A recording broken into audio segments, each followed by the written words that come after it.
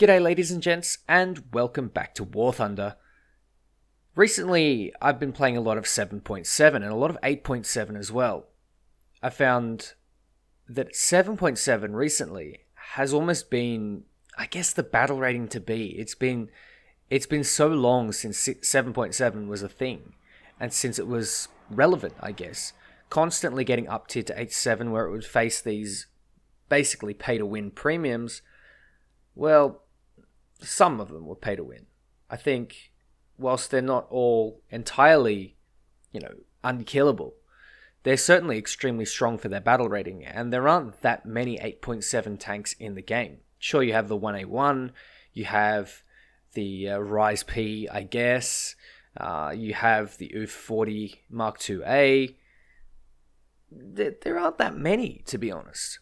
It's mostly made up of the premiums at 8.7, and whilst they are balanced against each other, they're not balanced against the matchmaker below it. That is, the 8.0s and the 7.7s. Now, I'm driving out a 7.7 premium, which is the Magach 3. This particular tank has fairly good protection against HEATFS, but you don't really see a lot of HEATFS. It's pretty much immune to 90mm HEATFS with the ERA for, that first shot from most spots. Obviously, there are gaps in the ERA, and that's where you have problems. But to APHE and to Dart, it's pretty much invulnerable. And that kind of makes me sad. But, honestly, it's not that bad. The Magach 3 has a couple of little bonuses on it, and that being the L7 and the upgraded engine, which is what the Israelis, did to the M48. They put a better gun on it, they put a better engine on it, they put ERA, and obviously they put those smoke launchers on the front, which are actually quite useful. And they also removed the major weak spot. So you'll see me here engaging a Type 61. I can peek out in front of him, and I don't feel pressured because I just have that armor, I have that ERA. He could have had APHE, but I'm guessing he had HEATFS, and that's why he took his time. Also, he was on the move, and so it was a lot easier for me to, sneak out, take the shot, because otherwise he would have to brake, and because of his suspension rocking him forward, it would rock the gun down, whereas with me, it would rock it, side to side, or sort of roll the gun, if you will. However, we're not going to stop here. In fact, that is an IS-6. The IS-6 at one point was thought to be pay to win. I'd like to introduce that IS-6 to a lovely little shell called HEATFS. The spacing doesn't really do the HEATFS justice, but he decides to pull back, and so, well, just as I reload, I don't get that kill. That is one of the problems with the Magach, of course. The shells are not very forgiving. It's not a forgiving tank in the slightest. In fact, it's not really a tank that you can just willy-nilly go out and absolutely wreck face. You can see here, I took a shot to the engine, and I did have the back of the tank turned to me, but if I had the front of the tank facing the IS-6, I probably could have died there, simply because the resistance to APHE or kinetic shells is quite poor. The mantlet is fairly weak, the lower front plate is extremely weak, the turret ring is weak, the sides of the turret aren't that strong, and even the cheeks aren't really that strong either. It's not a tank that you use to just face peek people and tank things and go around and just be invincible. You can't quite do that. It's just not one of those machines. Now, one of those machines was that IS-6, but, HEATFS is a thing, so it's more of a lighter heavy.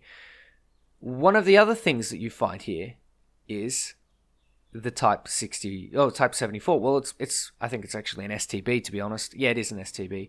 Never mind. Essentially, they are the same thing. They are more or less the same thing. But the STB here is probably firing HEATFS as well. And you can see I'm darting in between the smoke, and it looks like that Magach has got a shot onto the Type 60, the STB1, rather. And then I've managed to finish him off. Either that, or he just has not seen me in the smoke, thinking that I'm the dead M41. So I managed to get myself quite a relatively easy kill here. And now I'm going to push up. I know that my team is securing the flank to the right of me, and I know that they're starting to lose that grip on A, and that's really important. I take a shot at the SPH, and I don't know what that was. I really don't know what that was. I wish I knew, but it's okay, because we have a P-47 to come and bomb them instead, which he could have used his machine guns to strafe them, I guess, and no time to talk about that, because there is an Su-122. Now, the Su-122 is actually a fairly capable tank destroyer, and I don't know why he didn't just kill me there and then, but I managed to get away scot-free, and I managed to, pretty resolutely take him out. I guess maybe he had already fired at the other Magach, but the IS-6 that I had shot earlier finally goes down. There were 2 IS-6s, yes. But honestly, with HEATFS, you don't really need to bother. It's just one of those things that it's really nice to have that HEATFS shell.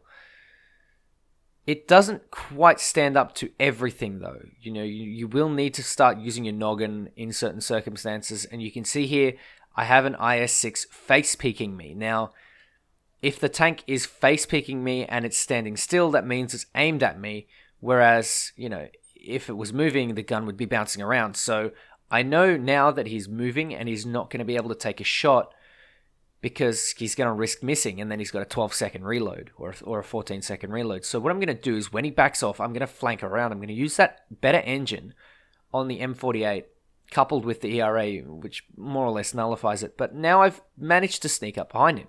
Using that medium tank mobility, I managed to take out his breach. And when you take out a heavy tank's breach, that's pretty much the end for it, because you're able to pretty much disable that whopping great gun. I've taken out his transmission, I'm taking a quick look around me, keeping my head on a swivel, making sure that I never get caught out in the open, and I finally put the third shot into the IS-6. I'm on a roll here. I'm absolutely smashing the enemy. And it could just be that I'm in the right position at the right time. It could also be that my positioning is strong. I've taken a power position and the enemies haven't been able to counter it. I've also had good teammates around me. I've had the other Magach, and I've also had a couple of, good CAS, good, generally able to hold flanks, and it seems to be working. The Soviets and the Germans seem to just be YOLO rushing in, and there's not a whole lot that they're actually doing that is working. Speaking of not working, that is a Dustarino. Sorry, not sorry. Goodbye, little Dustarino. I'm not sorry. But what I am sorry for is that mouse over there. Oh boy. We need to conserve our mouse population because they're becoming extinct. Oh god. Jokes aside though, it's actually nice to see a lot more 7.7s, especially the mouse, the M103s, the IS4Ms. I really like this battle rating. It's personally my favorite. That and an 8.3, 8.7, sort of like the old top tier before the new ERA patch came up.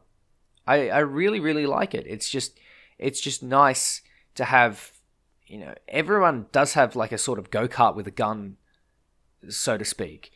But at least you have certain situations where certain go-karts are better than others, if you'll excuse the analogy. There are certain situations where, for example, you would definitely want to be in a Leopard 1. Other circumstances, you might definitely want to be in a T-54, like if you're in a street brawl or if you're, I guess, in an urban environment or in a close quarters engagement where you can use the APHE.